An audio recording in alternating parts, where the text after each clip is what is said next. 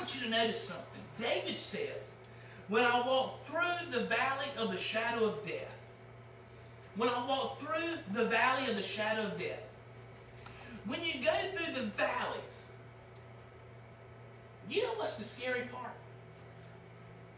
And you might have done it, or your child might have done it, or maybe grandchild might have done it, or cousin or nephew might have done it. If they're staying with you a night, and all of a sudden they see something, they get to hollering. You know what they see? A shadow. It could be the size of an ant, but it threw up on the wall about the size of a dinosaur or something. It looks huge. Anybody know what I'm talking about? You see that shadow, man, the child just goes nuts because they see the shadow.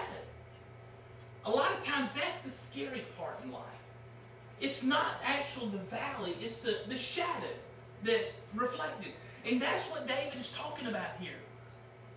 David says again, when I walk through the valley of the shadow of death. I'm thinking of this valley that I'm going through, and all of a sudden I see this huge shadow. One day, somehow, some way, there's going to be a shadow that's going to fall on our life. And one of the things that we got to look at is, why are these shadows here?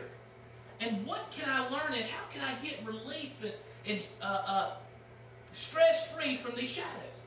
3 things I want you to notice about shadows very quickly.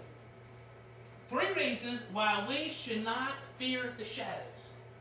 The first one, shadows are always bigger.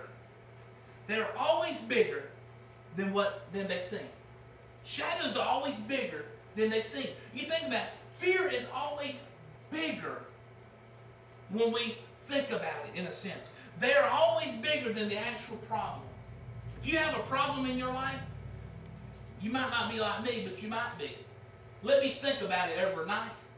And man, that small problem has become enormous. It's just unbelievable. It's so big now. I can't sleep half night because this little tiny problem that I had has become so big. And that's what happens in shadows. Shadows are always bigger than they seem. The second thing, shadows can never hurt you. Think about it. Have you ever been run over by a shadow? I can remember, I wish my brother was here, but he's got drilled this week. Hopefully he'll listen to it. I remember when we was young, well, I don't remember a whole lot about it. I think I had some brain trauma to it. But anyway, I can remember when we was young, somehow, some way, I think my brother should have been Houdini.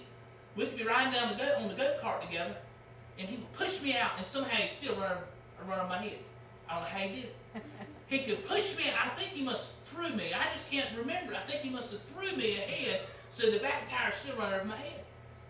I would have been so happier if the shadow would run over my head instead of the actual go-kart. You know why? The shadow wouldn't hurt. The go-kart hurt, but the shadow wouldn't. The fact of it is, when we're going through the valley of the shadow of death, shadows cannot hurt you. You might think they're going to hurt you. You might see this little ant and it's throwing this big dinosaur shadow up there. That shadow can't hurt you. That little thing that we've mongosized, it's not going to hurt you. And that's one of the things that we need to remember. That's one of the ways I can get stress-free to know that this shadow can't hurt me. But the third thing, very quickly, and this is cool to me. Shadows, there is no shadow without a light somewhere. There is no shadow without a light somewhere. You know, since the girls has been born, we have a night light. And now I can hardly go to sleep a lot of times without the night light on. Well, I remember early this morning, Elizabeth come in the bedroom and turn the night light on because I forgot to turn it on. But the fact of it is, you think about it. As you're going through a shadow in your life, there can't be a shadow without a light. There has to be a light somewhere, some way, to have a shadow that casts upon you. And if I'm, in a sense, turned this way, and I see my shadow, guess where the light is? The light is behind me. What did Jesus say to Satan many times? Satan, get behind me. So if the shadow is here and I'm facing the shadow, you know what I need to do? I need to turn to the light. Because the Bible says that Jesus is the light of the world. And guess where the shadow will be? The shadow will be behind me. And I'm focusing on the light.